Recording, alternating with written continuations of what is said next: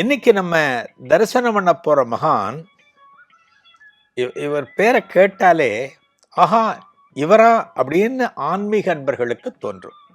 சதாசிவ பிரம்மேந்திராள், சதாசிவ பிரம்மேந்திரர் சொல்லலாம்.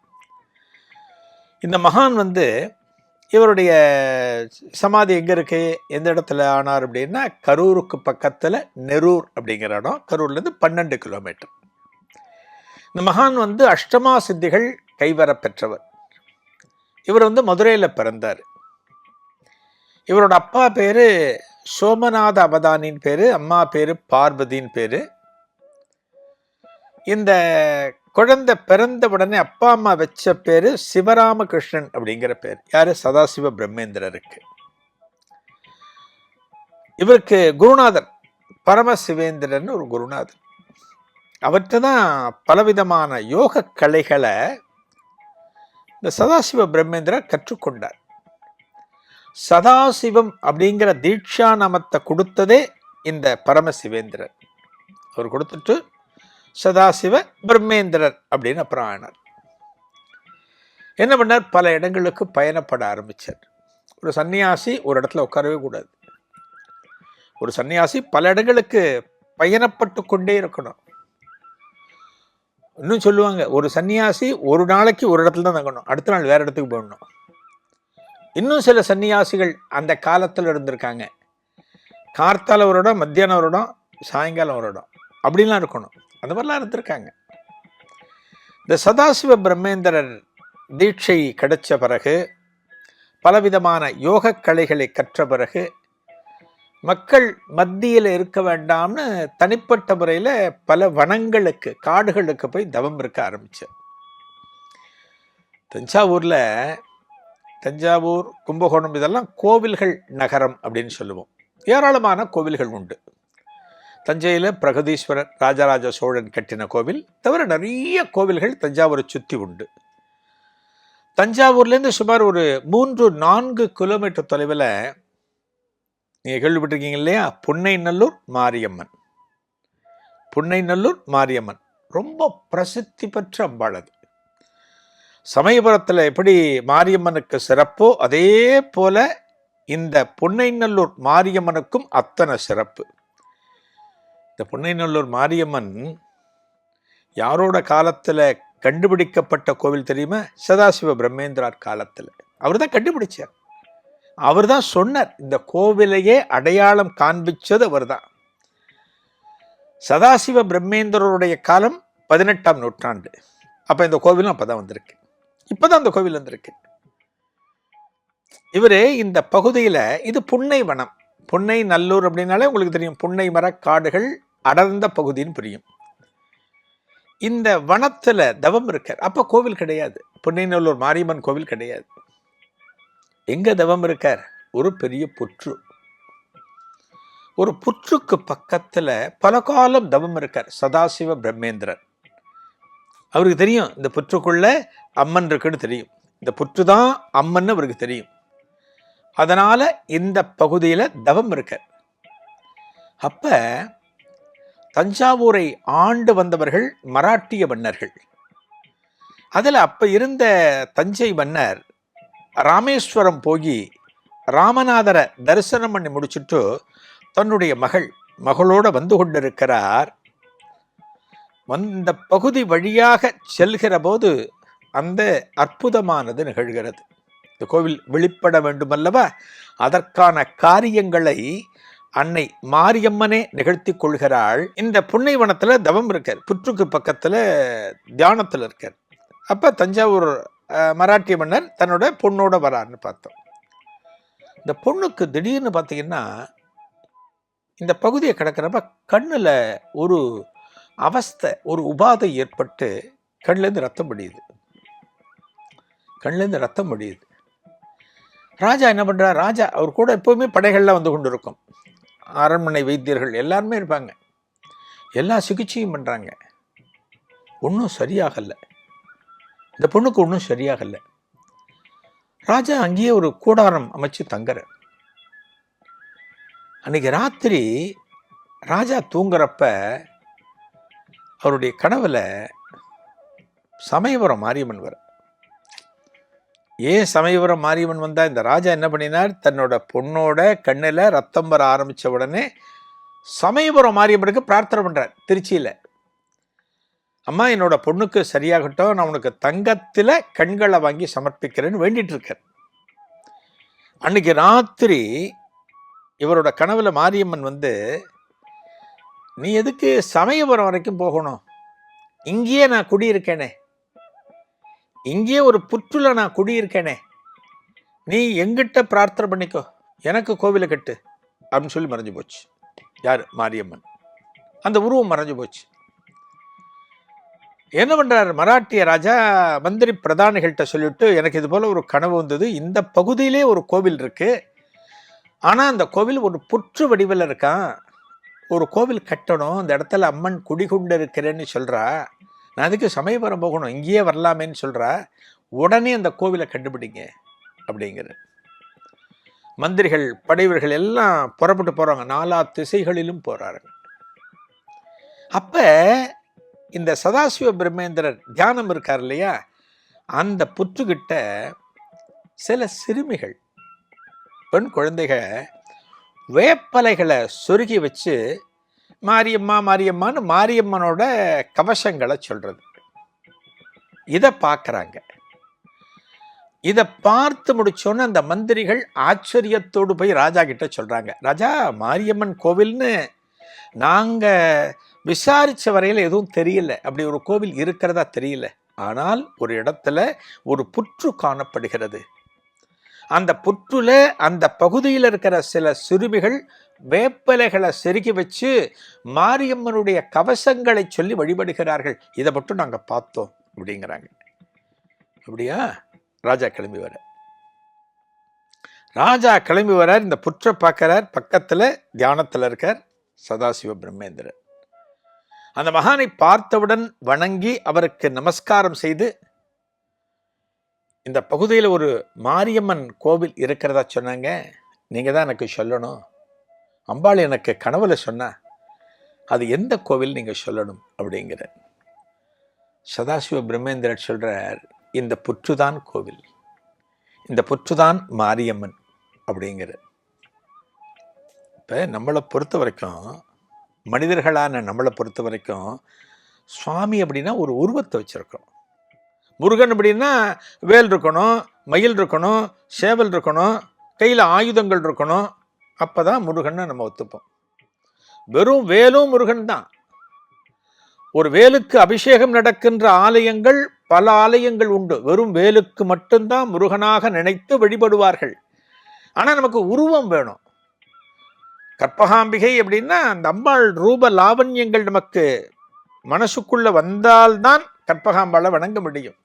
இந்த ராஜா கேட்கிறார், சாமி நீங்க சொல்றது சரிதான், இந்த புற்றுதான் மாரியம்மன்கிறது சரிதான், ஆனா இந்த புற்றுக்கு ஒரு உருவத்தை கொடுத்தீங்கன்னா வழிபடுவதற்கு, கோவில் கட்டுவதற்கு ஏதுவாக இருக்கும்னு சொன்ன உடனே, அஷ்டகந்தம் அப்படின்னு சொல்லுவோம், ஜவ்வாது, புணுகு, கோரோஜன, சந்தனம், இது போல 8 விதமான பொருட்கள், அதை கொண்டு வர சொல்ற.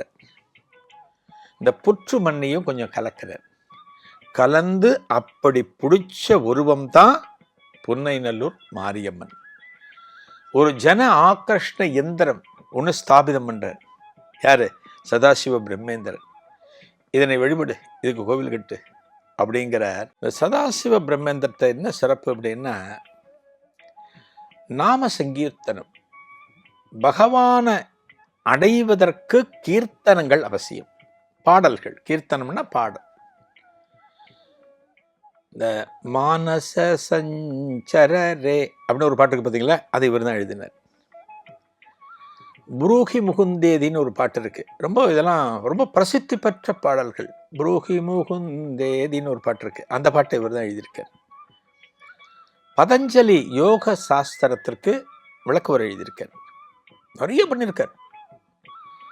சதாசிவ பிரம்மேந்திரருடைய படைப்புகள்னா நிறைய.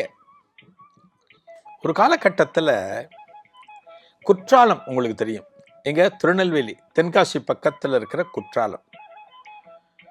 இந்த குற்றாலத்தில் காட்டில் இருக்கார். பெரும்பாலும் சித்தர்கள் பார்த்தீங்கன்னா மக்கள் நடமாட்டம் இல்லாத இடத்துல தான் இருப்பாங்க. ஏன்னா அவர்களுடைய தியானத்திற்கு தவத்திற்கு எந்த விதமான இடைஞ்சலும் இருக்கக்கூடாது. நம்பர் 1. 2வது பார்த்தீங்கன்னா நமக்கெல்லாம் என்னன்னா அஞ்ஞானம்.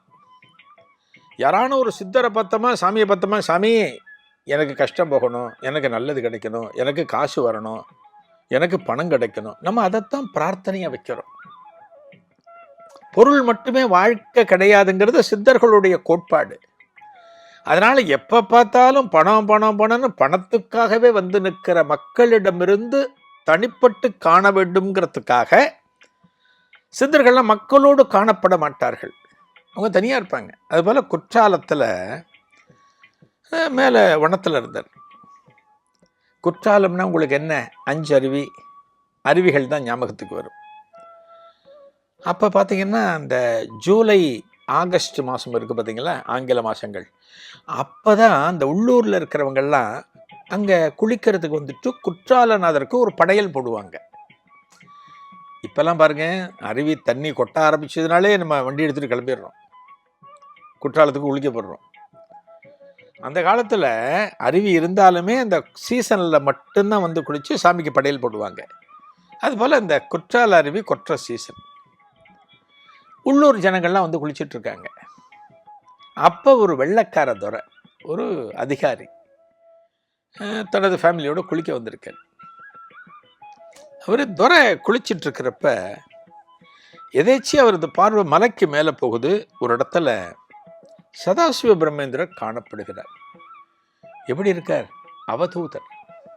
அவதூத நிலைன்னா உடம்புல ஒட்டு துணி இருக்காது, ஆடைகள் கிடையாது, நிர்வாணம், அந்த கோலத்தில் இருக்கார்.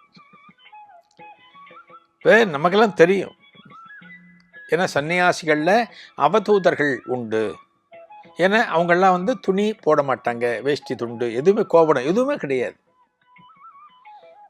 ஆனால் வெள்ளைக்கார துறைக்கு தெரியாது, நமது கலாச்சாரத்தை பற்றி தெரியாது. அவர் என்ன பண்ணுறார்? இவரை பார்க்குறார். யாரா ஒரு ஆசாமி இவ்வளோ பேர் குளிக்கிற இடத்துல நிர்வாணமாக நின்று கொண்டிருக்கிறான்னு கோபத்தோட தன்னோட துப்பாக்கி எடுத்து சுடுறாராம். யாரோ காட்டுவாசி போல இருக்கு, இந்த இடத்துல வந்து நமக்கெல்லாம் தொந்தரவு கொடுக்குறான்னு இப்படி சுடுகிறாராம். குண்டு பட்ட வருகணம் அந்த இடத்துல சதாசிவ பிரம்மேந்திரர் மறைந்து ஒரு புலி ஒன்று நிற்கிறது. புலியை பார்க்கிறார். யாரு? வெள்ளைக்கார துரை. என்னடா அது, துப்பாக்கியால் சுட்டோம், ஆசாமியை காணும், புலியா மாறுது அப்படின்ன பிறகுதான் அங்கே இருக்கக்கூடியவர்கள் சொல்கிறார்கள், சுவாமி அவர் அவதூதர், அவரெல்லாம் சித்தர்கள், அவரெல்லாம் ஞானிகள், நீங்கள் அவங்கள போய் சுட்டுட்டீங்களே, பாருங்க அவர் புலியா மாறிட்டார், அவங்களாம் ஒன்றும் பண்ண முடியாது அப்படின்னு சொன்ன பிறகுதான் அந்த துரைக்கு தெரியறதான், ஆகா நாம் தவறு செய்து விட்டோமேன்னு சொல்லிட்டு அடுத்த கணம் அங்கிருந்து அகன்று விடுகிறார். அவர் தன்னோட ஊருக்கு போய், தன்னோட நாட்டுக்கு போய் தன்னோட சுயசரித புக்கில் எழுதுறார்.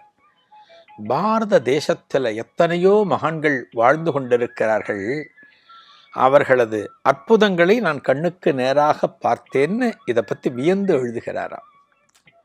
எப்படி இருக்கு பாருங்க, நம்ம தேசத்தினுடைய சிறப்பு அப்படிங்கிறது நமக்கு தெரிஞ்சதை விட வெளிநாட்டுக்காரன் சொன்னாதான் நம்ம நம்புவோம். இன்னைக்கு வெளிநாட்டுக்காரன் சொன்னாதான் நம்ம நம்புறோம். இன்னைக்கு அவர் எழுதுறார், அங்க போய் எழுதுறார், இந்த தேசத்துல இப்படிப்பட்ட சிறப்புகள் காணப்படுகின்றன எழுதுறார். ரமண மகரிஷியை பத்தி நாம இங்க இருக்கிறவங்க சொல்லி தெரிந்து கொண்டதை விட பால் பிரண்டன் தனது புத்தகத்தில் எழுதின பிறகுதான், ஓஹோ ரமண மகரிஷி இப்பேற்பட்ட சிறப்பு கொண்டவரா அப்படின்னு நம்மில் பலரே அப்பத்தான் உணர ஆரம்பிச்சோம். இவரை பத்தி, சதாசிவ பிரம்மேந்திரரை பத்தி அப்படி எழுதுறார் அவர். அப்படின்னா இவர் எப்பேற்பட்ட ஒரு சித்துத்திறமை கொண்ட மகானாக சதாசிவ பிரம்மேந்திரர் வாழ்ந்திருக்க முடியும், எப்பேற்பட்ட அற்புதங்களை எல்லாம் அவர் நிகழ்த்தி இருக்க முடியும் அப்படிங்கிறது ரொம்ப ஆச்சரியம். தான் தோன்றி மலை அப்படின்னு ஒன்று இருக்கு, எங்க கரூருக்கு பக்கத்தில். அங்கே கல்யாண வெங்கடேச பெருமாள்னு சொல்லுவாங்க, பெருமாள் கோவில். தான் தோன்றி மலை அப்படிங்கிறது ஒரு பெரிய மலை. பெரும்பாலும் மலைகள் பார்த்தீங்கன்னா மலைக்கு மேலே முருகன் இருப்பான், இல்லாட்டினா மகாவிஷ்ணு இருப்பார். பெரும்பாலும் இவங்க 2 பேரில் ஒருத்தர் தான் இருக்க முடியும், முருகன் அல்லது மகாவிஷ்ணு. இந்த தான் தோன்றி மலைங்கிறது ஒரு ஒரு ரொம்ப புனிதமான ஒரு க்ஷேத்திரம். அது அந்த காலத்தில் பார்த்தீங்கன்னா எல்லாரும் நினைச்ச மாத்திரத்தில் திருமலை திருப்பதிக்கு போக முடியாது. அப்ப வண்டி வாகனம் கிடையாது, நடக்கணும், கஷ்டப்பட்டு தான் போகணும். அப்படி கஷ்டப்பட்டு நடந்து போய்த்தான் திருமலை திருப்பதியில வெங்கடேச பெருமாளை தரிசனம் பண்ண முடியும். அந்த காலத்துல கரூர்ல இருந்த ஒரு பண்டிதர் அவருக்கு மனசுல என்ன அப்படின்னா, திருமலை திருப்பதிக்கு போக முடியலையே, நினைச்ச மாத்திரத்துல போக முடியலையே, நான் மட்டுமில்லை பலராலும் போக முடியலையே, ஆனா திருமலை திருப்பதி அத்தனை புனிதமான க்ஷேத்திரம், அந்த க்ஷேத்திரத்துக்கு சென்று வந்த பலன் கிடைக்கணுமே, போகாம எப்படி பலன் கிடைக்கும்? போகாம பலன் கிடைக்குமா? போனாத்தானே பலன் கிடைக்கும். திருமலை திருப்பதிக்கு போக முடியல, ஆனா அந்த பலன் கிடைக்கணும், அதுக்கு என்ன பண்ணலாம் அப்படின்னு யோசிக்கிறார். அவருக்கு என்ன தோன்றது, தான் தோன்றி மலையில் இருக்கிற பெருமாளுக்கே அந்த சக்தியை கொடுத்தா எப்படி இருக்கும்? திருமலை திருப்பதிக்கு உண்டான நிகரான தலம், அந்த தலத்தின் மூர்த்திக்கு நிகரான பெருமாள் இவர் அப்படின்னு கொண்டு வந்தா நன்னா இருக்குமேன்னு யோசிக்கிறார். இது அந்த காலத்துல எல்லா இடத்துலையும் உண்டு. அது கும்பகோணம் உங்களுக்கு தெரிஞ்சிருக்கும். கும்பகோணம் பக்கத்தில் உப்பிலியப்பன் கோவில் அப்படின்னு ஒரு பெருமாள் இருக்கு. உப்பிலியப்பன் கோவில்னு அந்த ஊர் பேர். இந்த பெருமாள் ரொம்ப நல்லா ஜெய்ஜாண்டிக்காக இருப்பார், நல்ல பெருசாக இருப்பார்.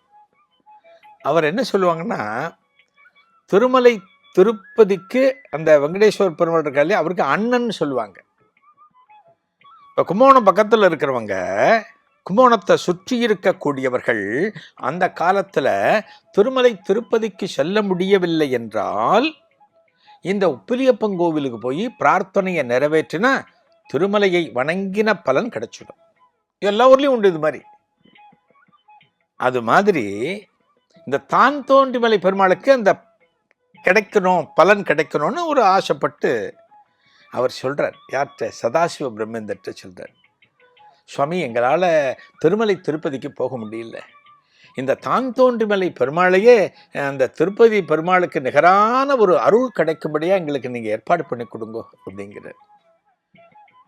இங்க யாரு? சதாசிவ பிரம்மேந்திரர் இந்த கோவிலுக்கு தான் தோன்றி மலைக்கு இந்த பெருமாளுக்கு விசேஷ பூஜை பண்றார். ஒரு ஜன ஆகர்ஷண எந்திரம் ஒன்று எழுதி வைக்கிறார். இந்த எந்திரம் இருக்கு பார்த்தீங்களா, இந்த எந்திரத்தினுடைய சக்திங்கிறது அளவிடற்கரியது. சதாசிவ பிரம்மேந்திரர் பல கோவில்களுக்கு அது போல எந்திரம் எழுதி கொடுத்துருக்கார். இந்த கோவிலுக்கு ஒரு எந்திரம் எழுதி கொடுத்து இங்க ஒரு ஸ்பெஷல் பூஜை பண்ணி இந்த தான் தோன்றிமலை பெருமாளை வணங்கினால் திருமலை திருப்பதி பெருமாளை வணங்கின பலன் கிடைக்கும் அப்படிங்கிறத கொண்டு வந்த. இன்னைக்கும் இந்த பகுதியில் இருக்கக்கூடிய மக்கள் திருமலை திருப்பதிக்கு போக முடியலன்னா இங்க தான் தோன்றிமலை பெருமாளை தரிசனம் பண்ணி திருப்பதி வெங்கடாச்சலபதியாக நினைச்சு இன்னைக்கும் வணங்கி கொண்டிருக்கிறார்கள். இது இந்த இடத்துல ஒரு புரட்டாசி மாசம் 3வது சனிக்கிழமை அன்னைக்கு இந்த பூஜையை பண்ணாராம். யாரு? சதாசிவ பிரம்மேந்திரர். அதனால இன்னைக்கும் இந்த கோவில்ல தான் தோன்றிமலை இந்த கல்யாண வெங்கடேச பெருமாள் கோவில்ல புரட்டாசி மாசத்துல 3வது சனிக்கிழமை அன்னைக்கு சதாசிவ பிரம்மேந்திரர் இங்கே பூஜை பண்ணி திருமலை திருப்பதிக்கு நகராக மாற்றினாருங்கிறத கொண்டாடும் விதமாக விசேஷ வைபவங்கள் இன்றைக்கும் நடக்கிறது. தான் தோன்றிமலை பெருமாள் இந்த மகானை பற்றி பார்த்தீங்கன்னா நிறைய அனுபவங்கள். இவருடைய காலத்தில் இந்த புதுக்கோட்டை திருச்சி இந்த பகுதியில் நிறைய இருந்தார். யாரு? சதாசிவ பிரம்மேந்திரர். அந்த புதுக்கோட்டைங்கிறது புதுக்கோட்டை சமஸ்தானம் அப்படின்னு சொல்லுவோம். இந்த காலத்தில் பார்த்தீங்கன்னா புதுக்கோட்டை சமஸ்தானம், சிவகங்கை சமஸ்தானம், ராமநாதபுரம் சமஸ்தானம் எல்லாமே சமஸ்தானங்கள். அதாவது ஒரு ராஜா அந்த சமஸ்தானத்திற்கு உட்பட்ட கோவில்கள்லாம் உண்டு, சமஸ்தானத்திற்கு உட்பட்ட ஆட்சி பிரதேசங்கள் உண்டு. அதுபோல் புதுக்கோட்டை சமஸ்தானம், இந்த புதுக்கோட்டை பக்கத்தில் இருக்கிற கோவில் எல்லாம் புதுக்கோட்டை சமஸ்தானத்தில் வரும். இந்த புதுக்கோட்டையில் இப்போ ராஜாவாக இருந்தவர் விஜய ரகுநாத தொண்டைமான் ஒருத்தர். இது வந்து எல்லாமே 18ஆம் நூற்றாண்டு தான் எல்லாமே. அந்த விஜய ரகுநாத தொண்டைமான் இருக்கார் இல்லையா, அவருக்கு வந்து இந்த சித்தர்கள் மகான்கள் அவர்கிட்டலாம் ரொம்ப ஒரு ஈடுபாடு உண்டு. இந்த காலத்தில் ராஜா பார்த்தீங்கன்னா பெரும்பாலான மன்னர்கள் பாருங்க, பெரும்பாலான மன்னர்கள் எல்லா மன்னர்களுமே ஒரு சன்னியாசி ஒரு மகானுக்கு ஒரு முக்கிய இடம் கொடுத்துருப்பாங்க. அரசவையில் அரசவையில் ஒரு நாற்காலியில் உட்காரலன்னா கூட அவ்வப்போது அவரை வரவழைப்பார். யார்? அந்த ராஜா வரவழைப்பார். எதுக்காக வரவழைப்பார்? அவற்றை சில ஆலோசனைகள் கேட்பதற்காக, தனது ராஜ்ய பரிபாலனம் சிறப்பாக நடக்க வேண்டும் என்பதற்காக. சத்ரபதி சிவாஜி, மராட்டிய மாவீரர் சத்ரபதி சிவாஜி, எத்தனையோ மந்திரிகள் இருந்தாலுமே சமர்த்த ராமதாசரையும் ஒரு ஆலோசகர், ஒரு ராஜகுருவாக வச்சுட்டு இருந்தார். தனது குருவாக கொண்டிருந்தான் சத்ரபதி சிவாஜி. அப்படிப்பட்ட ஒரு குருவோட உபதேசத்தை கேட்டு நடக்கிற போது ராஜ்யம் நல்லா இருக்கும். அதுபோல இந்த விஜய ரகுநாத தொண்டைமான் இருக்கார் இல்லையா, இவருக்கும் சன்னியாசிகளை ரொம்ப பிடிக்கும். அதுவும் சதாசிவ பிரம்மேந்திரரை பற்றி கேள்விப்படுகிறார். இந்த மகானை தரிசனம் பண்ணணும், நமது அரண்மனைக்கு கூப்பிடணும்னு ஆசைப்படுகிறார். இந்த மகான் எந்த இடத்துல இருக்காருன்னு விசாரித்து தெரிந்து கொண்டு ஒரு பல்லக்கு ஒன்று தயார் பண்ண சொல்றார். இவர் ஒரு குதிரையில போறார், மந்திரிகளோட போறார். அவரை பல்லக்கில் உட்காத்தி வச்சு தன்னோட அரண்மனைக்கு அழைத்து கொண்டு வரணும். இந்த அரண்மனையில் இந்த மகான் கொஞ்ச நாள் இருக்கணும்னு ஆசை. யார்? விஜய ரகுநாத தொண்டைமானுக்கு.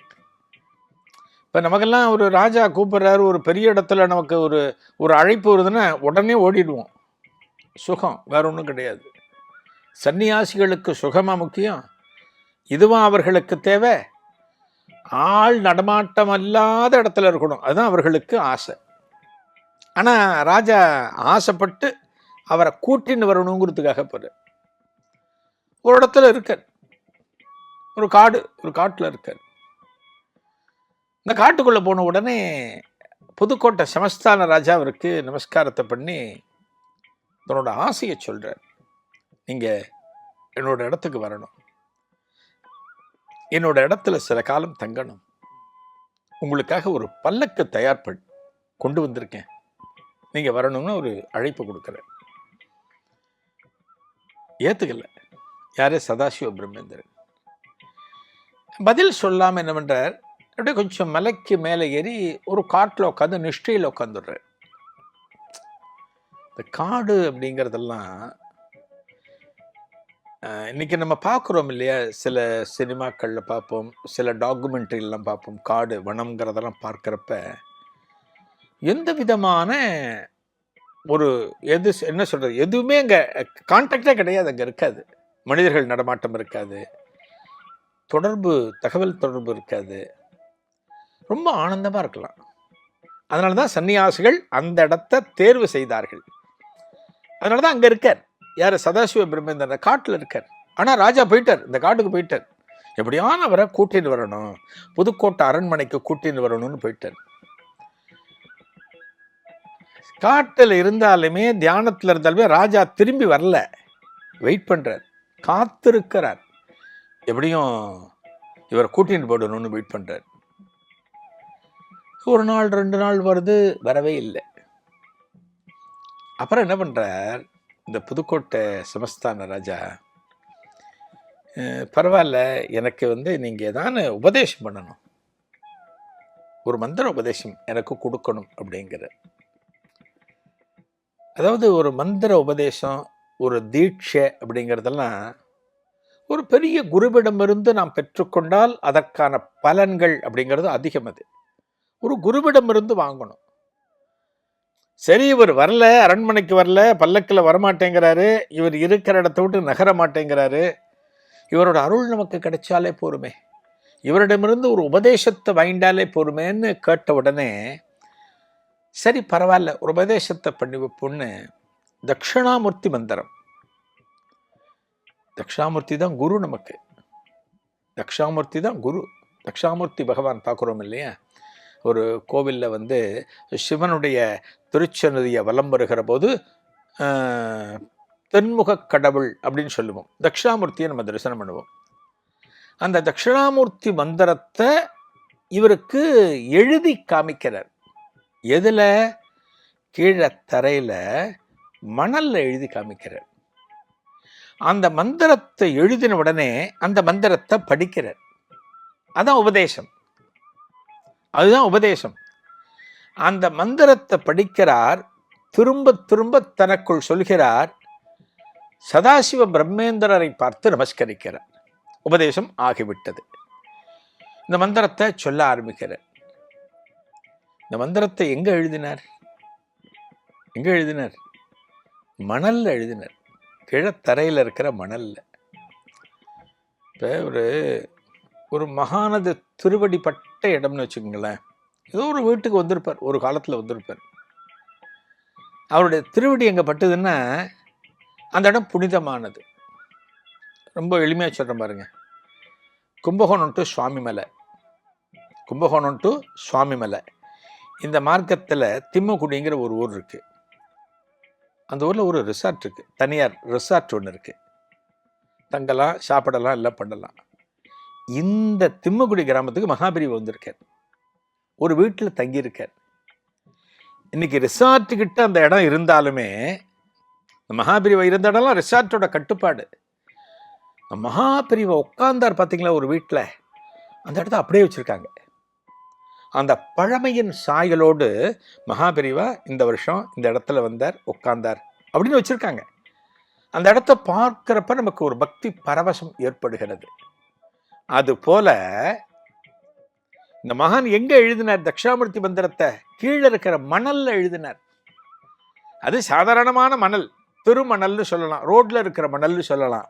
ஆனா யார் எழுதினா? சதாசிவ பிரம்மேந்திரர். எதால் எழுதினார்? தனது கைவிரலால் எழுதினார். அந்த மகானது கைவிரல் பட்ட மணல் என்பதால் அந்த மணலை சேகரிக்கிறார். யார்? புதுக்கோட்டை சுமஸ்தான மன்னர். அந்த மண்ணை சேகரித்து தனது அங்கவஸ்திரத்தில் பத்திரப்படுத்துகிறார். பட்டு அங்கவஸ்திரம் பத்திரப்படுத்துகிறார். அந்த மணலை தனது அரண்மனைக்கு கொண்டு போகிறார். அரண்மனையில் இன்னைக்கு பழைய அரண்மனைன்னு சொல்லுவாங்க. அதை அங்கே இருக்கிற ஒரு கோவிலில் தட்சிணாமூர்த்தி கோவிலில் இந்த மணலை ஒரு தங்க பேழையில் வச்சு பூஜிக்கிறாங்க. யாருடைய கைப்பட்டது? சதாசிவ பிரம்மேந்திரரது கைப்பட்டது. இன்னைக்கு நீங்கள் போனீங்கன்னா இந்த மணலையும் தரிசனம் பண்ணலாம். அப்பேற்பட்ட பெருமை யாருக்கு? சதாசிவ பிரம்மேந்திரருக்கு. இதை உணர்ந்து கொண்ட காரணத்தினால் அந்த மணலையே பத்திரப்படுத்தி கொண்டு வந்து இன்றைக்கும் நித்தமும் புதுக்கோட்டை சமஸ்தானத்தில் பூஜை நடக்கிறது. அப்பேற்பட்ட மகான் சதாசிவ பிரம்மேந்திரர்.